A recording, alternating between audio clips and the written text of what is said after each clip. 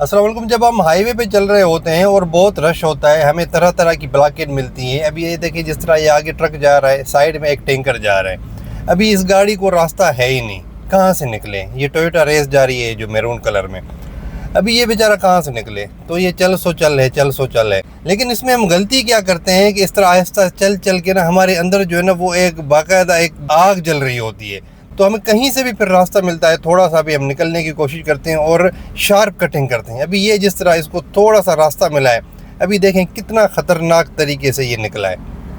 ये देखें।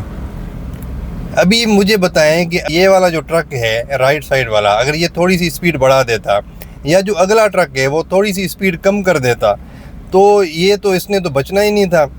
ठीक है।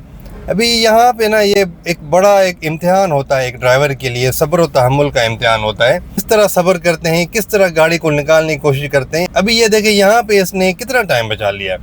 अच्छा, ये अगर कट नहीं मारता, ये शार्प कटिंग नहीं करता, बीच में से ना निकालता, तो इसका मैक्सिमम कितना टाइम ज़ाया होता है? 5 मिनट। अभी यहाँ से तो 1 सेकंड में निकल गया ना।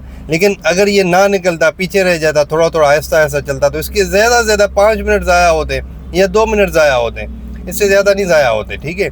लेकिन ये करना, अगर खुदा न खास्ता थोड़ी सी भी गलती हो जाती तो बंदा गया, गाड़ी गई। ठीक है। तो ये बहुत बड़ा नुकसान है। बंदा और गाड़ी भी कोई मसला नहीं है इतना, लेकिन बंदा जो है ना वो बहुत बड़ा मसला है। तो इस तरह ना किया करें, एहतियात किया करें, सब्र और तामुल। मुझे पता है, मैं भी हाईवे पे सफ़र करता हूँ, इसी तरह का ट्रैफिक मिलता है, यही गाड़ियाँ मिलती हैं। कभी ट्रक आ गया, कभी ऑयल टैंकर आ गया, कभी कोई रास्ता मिला, कभी ना मिला। तो यहाँ पे अगर आपने सब्र का तामुल छोड़ दिया तो आप गई, गाड़ी भी गई। ये आप जहन में रख लें, ये फीड कर लें कि कुछ भी हो सकता है। तो इसलिए एहतियात ज़रूरी है। Thank you very much. अल्लाह हाफ़िज़।